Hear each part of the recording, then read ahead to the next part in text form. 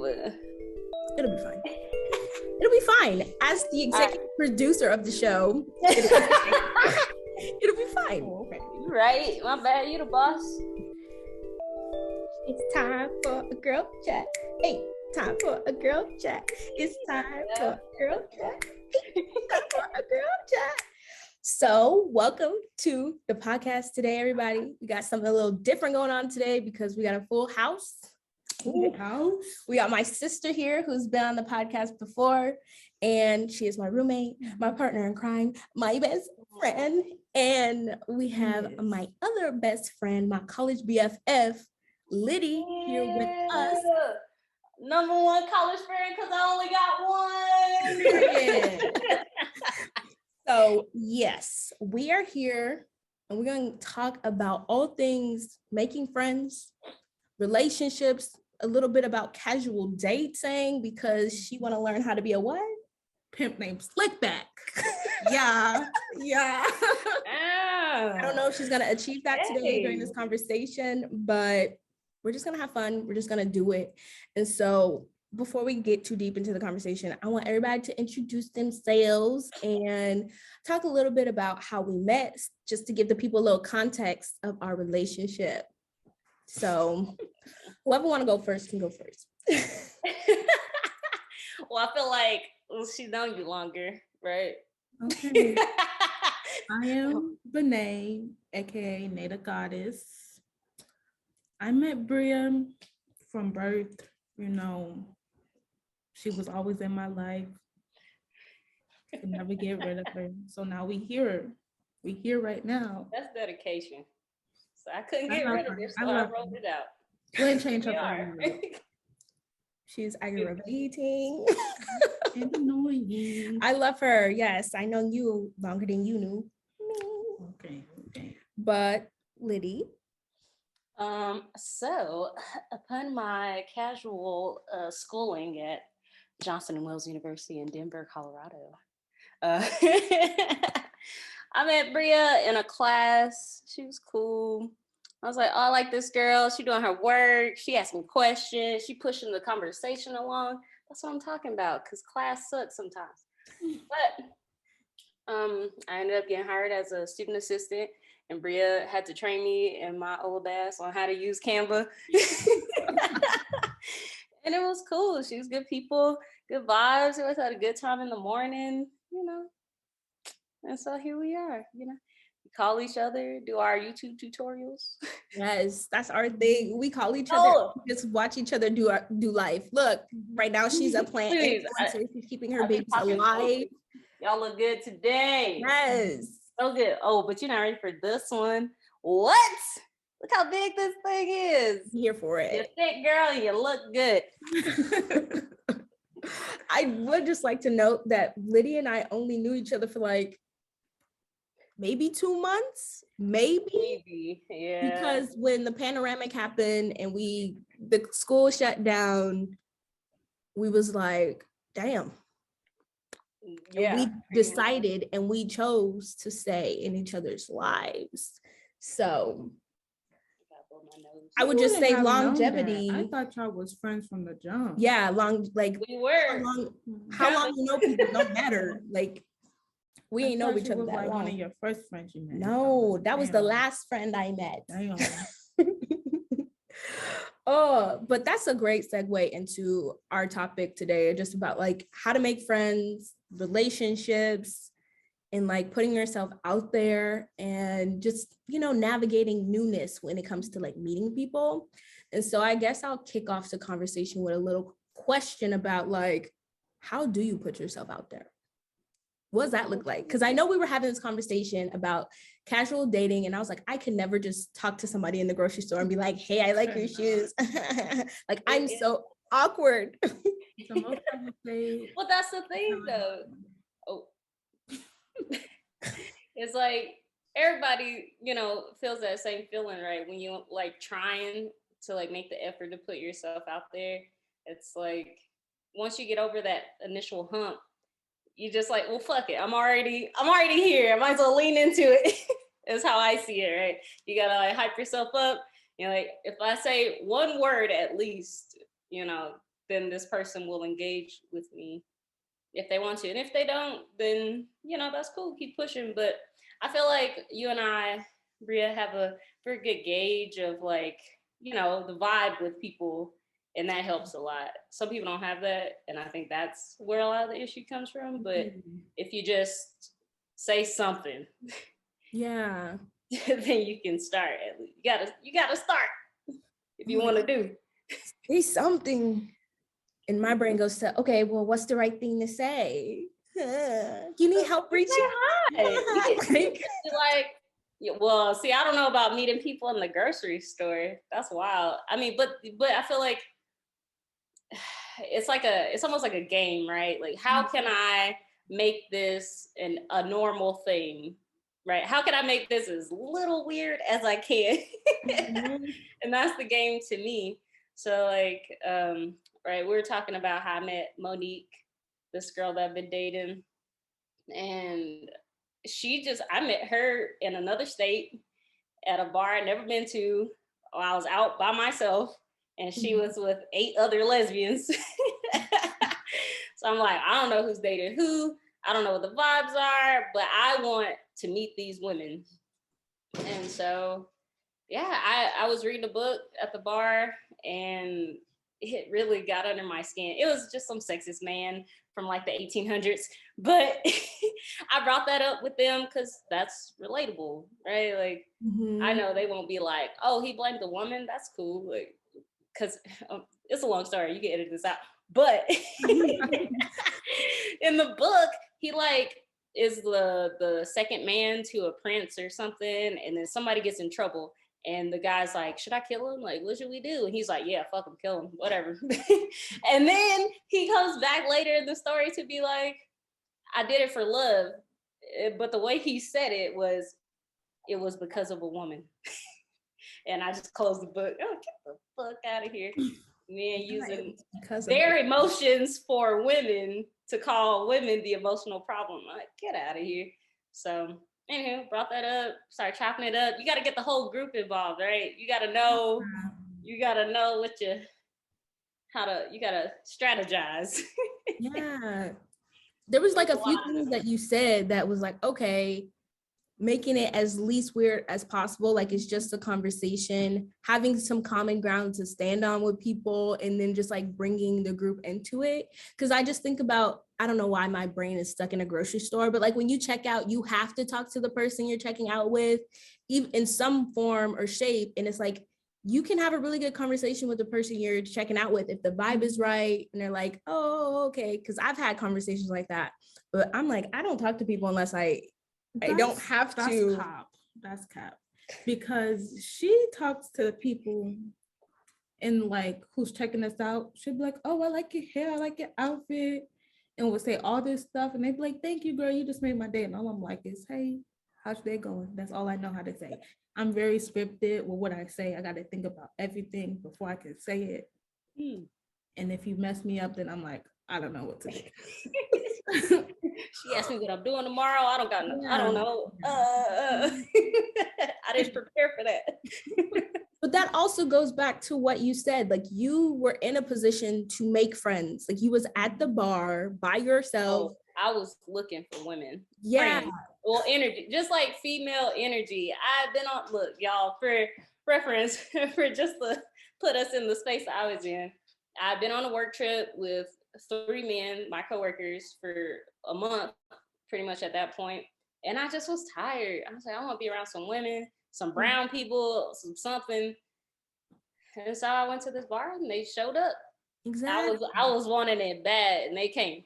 I said, thank you. A whole group of women came. Yeah. The universe listened to you. They so said many brown lesbians. They're all from California, and it was great. And they were all good vibes. Everybody brought something great to the table, and it was good. They knew how to keep a conversation. Yeah. I was willing to, chop it up with them and be the stranger in the bar that they, like, either, for me, it was either, we were going to go on and still be friends, or I just really needed this energy. It showed up and I had it. And if it left, then I was okay.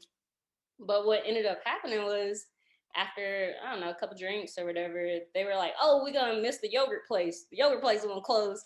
So they started heading out and nobody asked for my number. I didn't answer theirs. They didn't know my name. I didn't know their names. And they were leaving. They said bye. And it was cool. And sometimes that's just what it is. But later when I was leaving the bar, they like yelled down the street and caught me on my way to the truck. And so, you know, when it's like that, it's like that. When people like your energy and they want to be around it, they'll be there.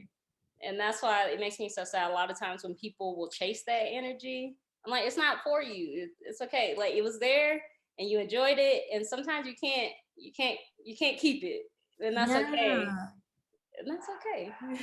I was actually going to ask y'all that question. I was like, do you believe that all your relationships have to be meaningful? Like you have to like get something out of it. But I love how you were like, that was just the vibe. That's the experience. Like, that's cool. Say thank you and keep going and create more experiences instead of like sitting on that one. I feel like there's a lesson in every interaction you have with somebody. Yes, that.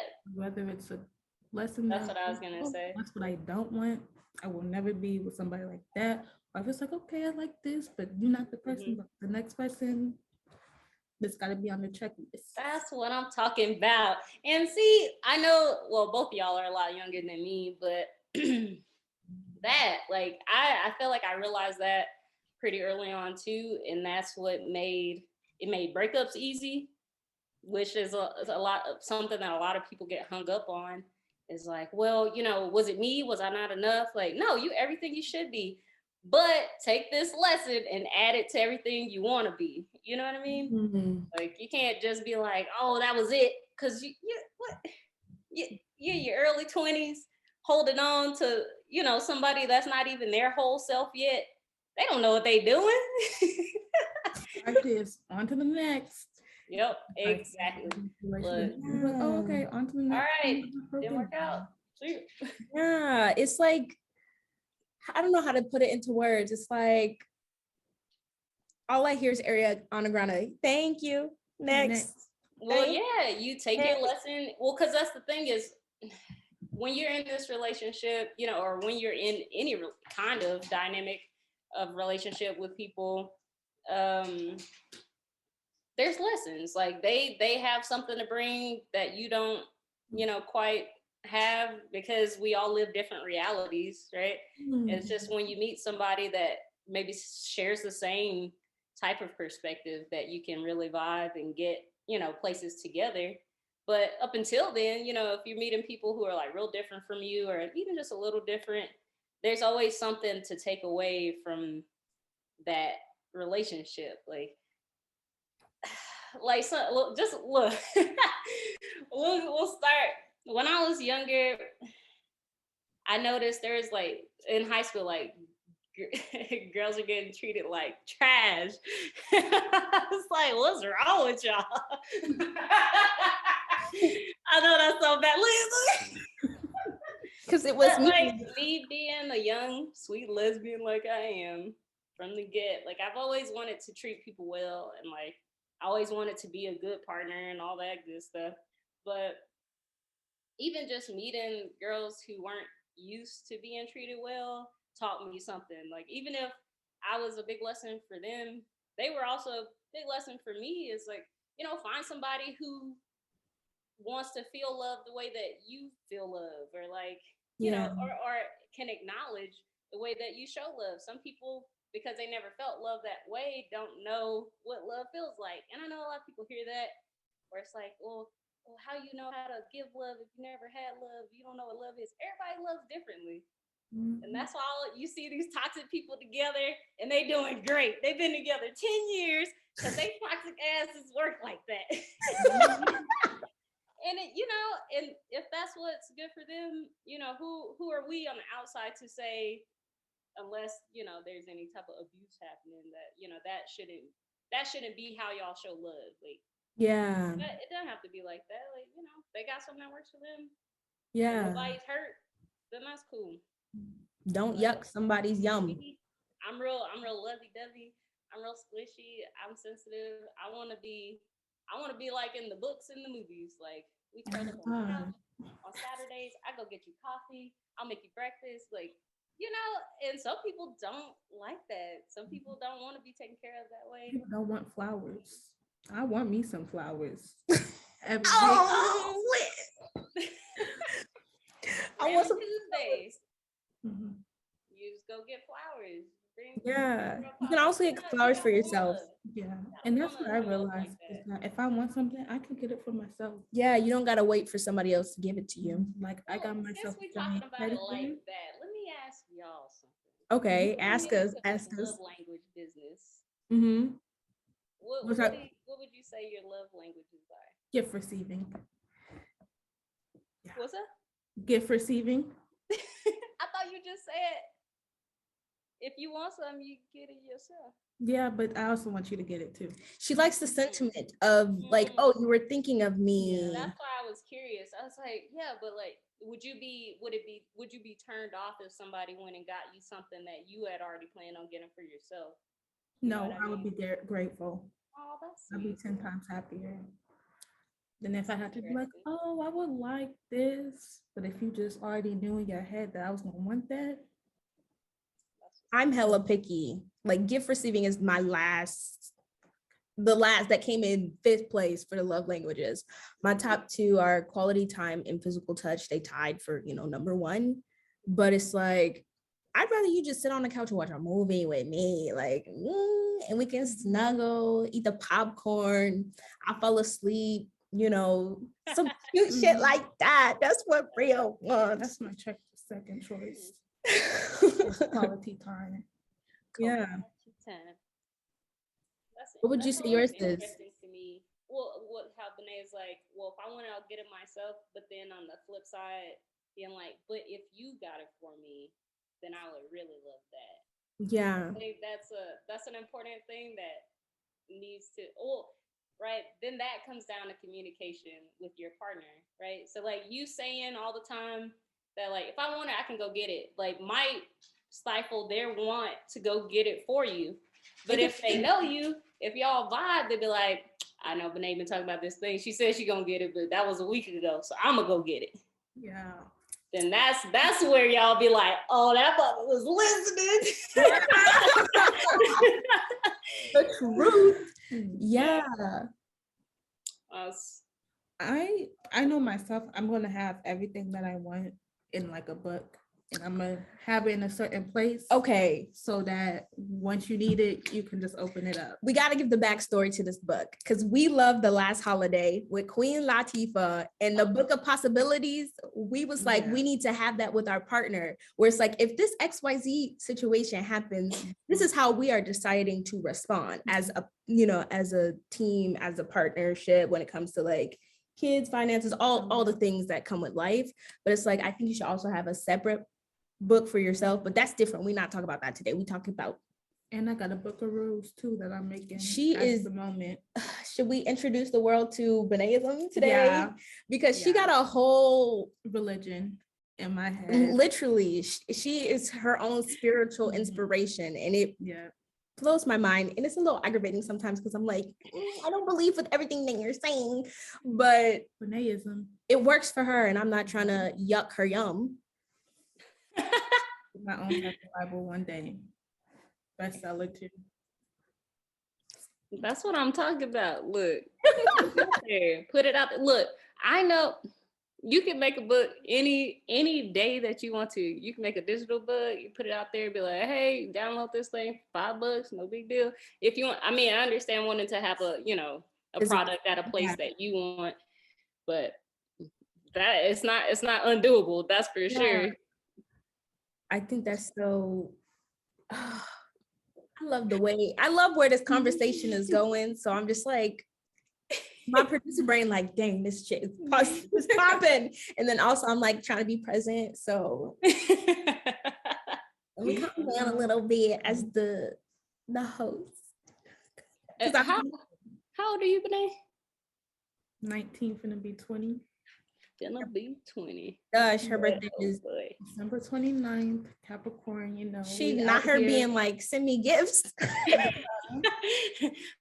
My PayPal is. What? Nothing. I just was thinking because we're talking about relationships and stuff, and I'm like in it with this girl. I'm in it. Like I'm ready. I'm ready to say it. Don't share nothing you don't want the world to hear about. Well, yeah, no, I get that. Well, here the thing though, what makes me like laugh about it, right, is we're talking about energy and we're talking about like manifesting things, and so the way I feel about manifesting that group of people, right? I didn't expect to like none of them. I'm just like, okay, these women showed up. That's great. Yeah. I was already talking to somebody that I thought I liked a lot. I mean, little Bad John from the Dominican Republic. She just showed up in Denver. We met on Bumble BFF. Okay. Let me say this and then I'm gonna circle back to this. Yeah. Listen to yourself.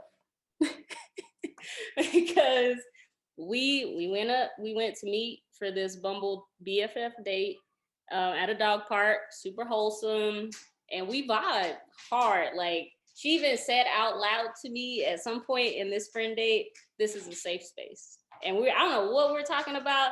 I was like, "Oh, all right, we here. This is good." And so,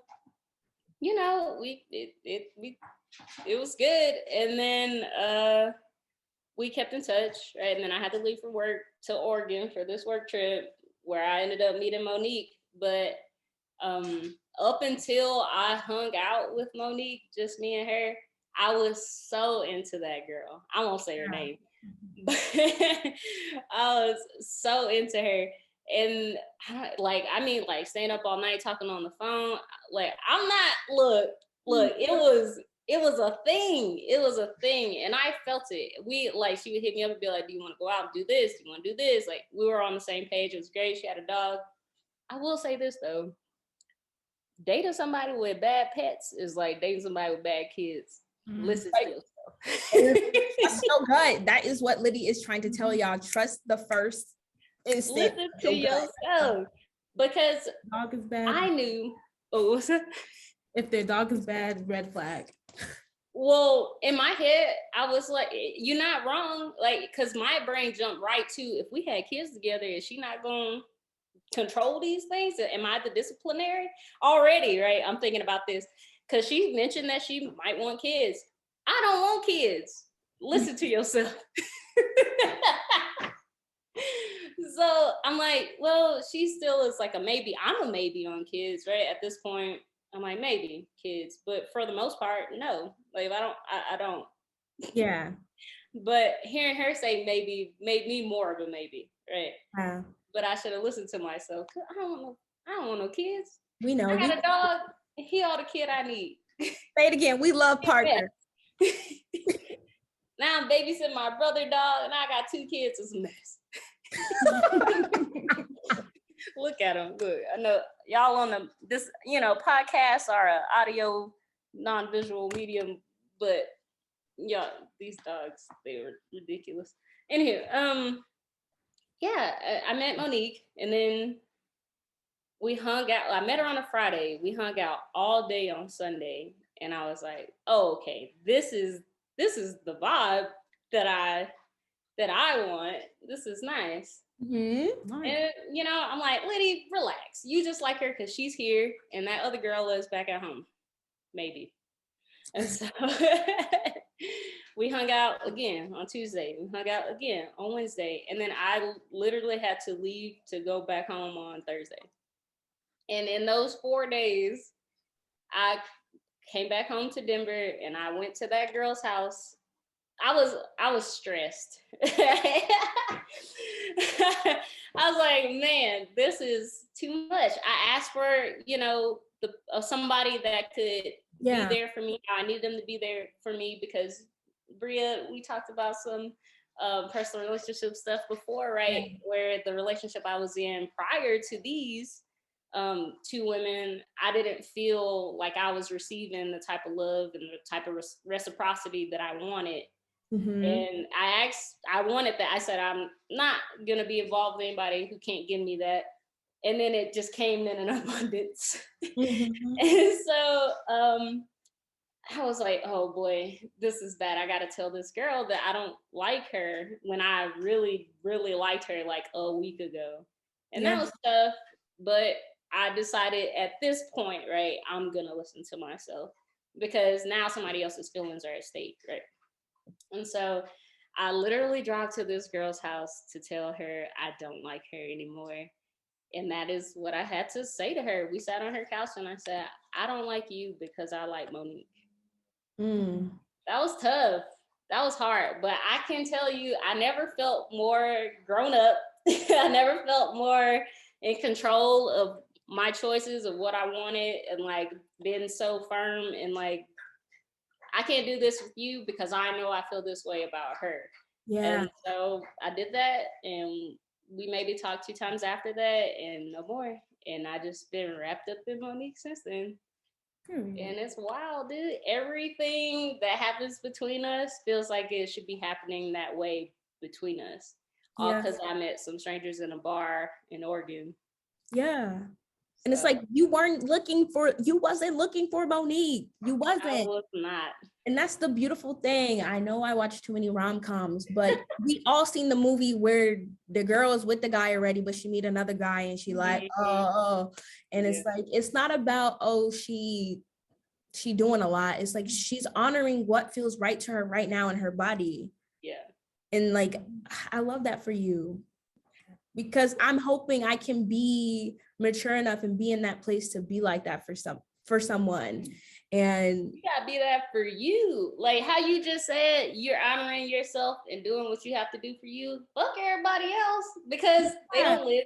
They're not in your reality. This is your reality. You have to shape it into what you want it to be. Conspiracy that was like basically, we only know about our conscience. I don't really know if she's really conscious or if it's just my conscience making up shit somebody. So it's like, you got to follow your own conscience and your own heart, because that's really all there is. I've been trying to go by that. Yeah. And I remember, okay, so not too long ago, I was chatting with this girl on, I want to talk about dating apps. We'll get there. But I was talking to her on Hinge, I think. And we had stayed up all night. Okay. And first of all, I did not trust myself. I did not listen to myself when I was like, damn, it's kind of late. I should go to bed. I stayed up talking to this girl till about midnight. And anybody who know me know I be in the bed before 9:30. And so me staying up to talk to her, I was already doing myself a disservice and not listening to my body, because a girl was ready to go to sleep. I had to go to work in the morning. And I was like, no, I'm gonna give her a chance. I'm gonna just, feel it out. And I was like, I've been telling myself being open to everything, any and everything is me being open to the chaos. And that whole situation is what I learned. Cause I was like, oh, okay, cool. But like my whole intention going on to Hinge and meeting people was not to be in a monogamous relationship. I wasn't trying to get cuffed immediately, And so I was just trying to, casual date and just like, okay, let's go out. Let's see, let's, put myself out there and catch the vibe. But I realized for the third or fourth time that dating apps are really not the way that I want to meet people. It's not for me. And I want to complete the story that I was telling, but basically after our chat, we stayed up, I go to sleep. This girl texts me, and I don't text people unless I feel compelled to respond. Like I wait until I'm in the mental headspace to respond to people. And I didn't respond to her. And you know what she sent me? She was like, oh, should I leave you alone then? I said, that's you need to leave that manipulation at the door, girl. Get off my phone. Cause when I was 19, 20, I dated this girl who used to do that. Like she'd be like, well, fine, bye. And I'd be, all right, bye. Like, and she would get so pissed. And then I was like, why is she trying to stir the pot? Like, I literally just talked to you. And there was a lot of red flags in the conversation. So I had to sit with that, with her talk about I should just leave you alone.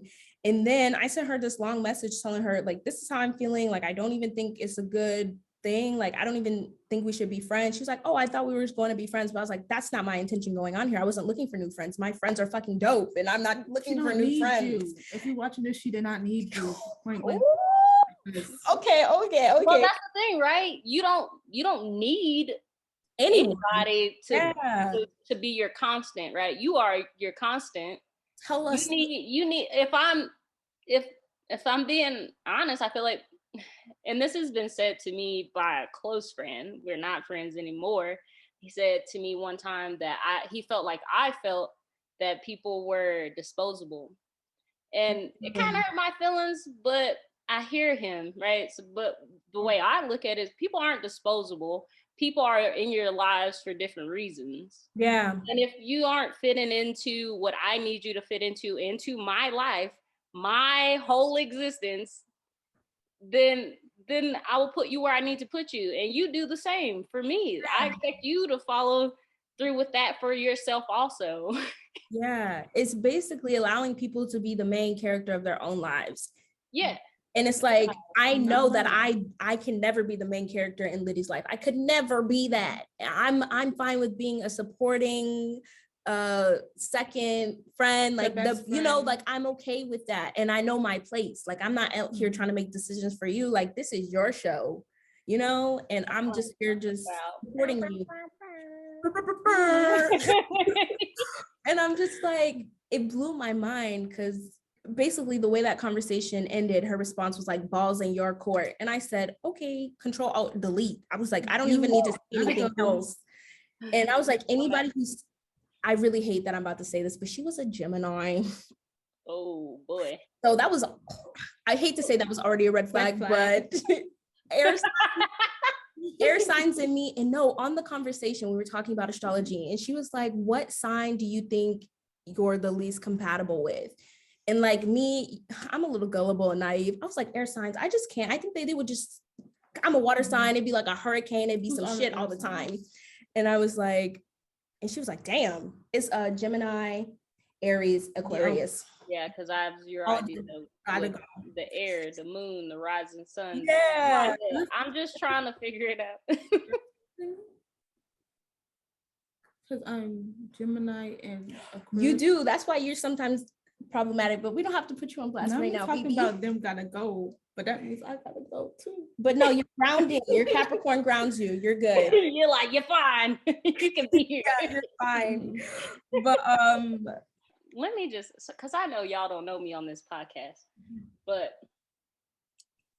I am, I guess, well, some people might call it a serial monogamous, right? I've always been in a relationship. When I first decided that I was gonna try real hard to be single, it took a long time for me to actually be single.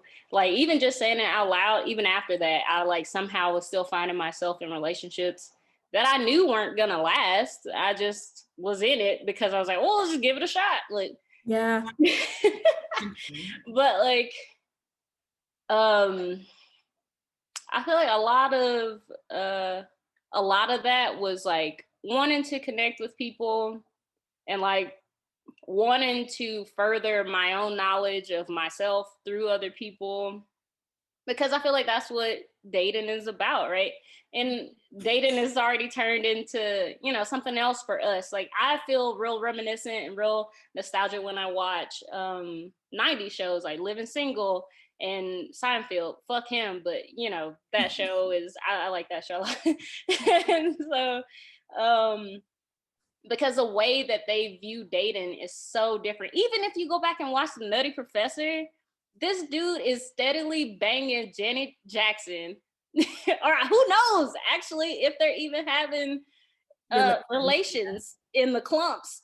But if you notice, he's like about to marry her. Spoiler alert from fucking 2000. But they don't live together. They're not engaged. And they're like on this weird type friend level and they're about to get married. It's so weird how people view dating back then and how they view it now. Like you could be going on dates every Friday.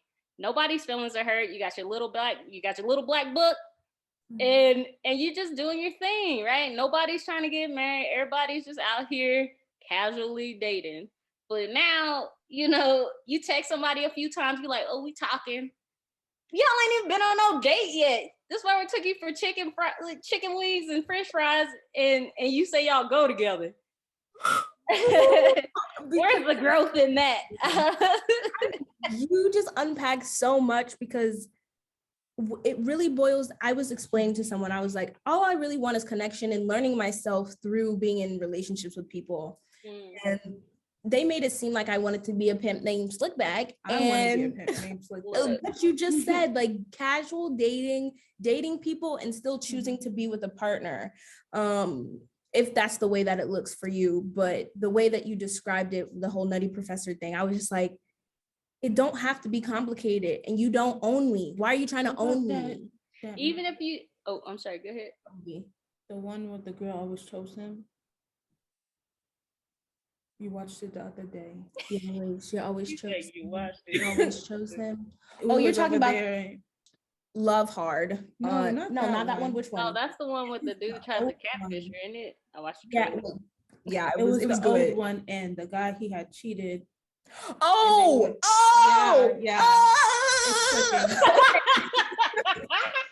Because so I was watching Frida. It's on HBO. I watched it, the movie about her life. Frida, the painter. I'm not gonna say her last name because I'll probably butcher it. But I watched that movie with Selma. Yeah. I don't know how to say her last name either, but yes. And she acted, so she, just to explain the context of what my sister is trying to bring to the conversation is basically they decided to get married and they both knew what they were signing up for when they decided to go into this partnership together. Frida knew that Diego was for the streets. He was fucking these bitches, he fucking these hoes, like, to put it frank. Like, he was doing him, but they chose to be together. And she knew that he was like this. And she was like, I still choose you. And so they're together. He's doing what he's doing on the side, but still coming home and being a good husband to Frida. And Frida's fine with that. She chose this, okay? It's not toxic. They chose it for each other, And so she was doing what she was doing too. With, when she wanted to do it, she was doing it. And they were there for each other through all the shit, through the miscarriages, all that. They chose each other. It wasn't until Diego fucked up and had sex with her sister that was the last straw. He said, you gotta have boundaries, yes, but Diego didn't know boundaries. That's what his problem was. And so that was the last straw for her, and the last straw for him was when she had sex with somebody else. And so they both chose to separate for some time. It's a little messy, but it's the true essence of choosing partnership and choosing to connect with people and live together. And so big words, boundaries, choices. Yes. Basically, at the end, towards the end of her life, they choose to get back together. Hey, Parker. They choose to get back together. And like, he was already in California doing stuff with other people. And he was like, I want to be with you. I miss us. And so like during her last few years of life, they were together. And like right before she passed away in the movie, I don't know how accurate it is, but I'm just speaking to what I watched in the movie.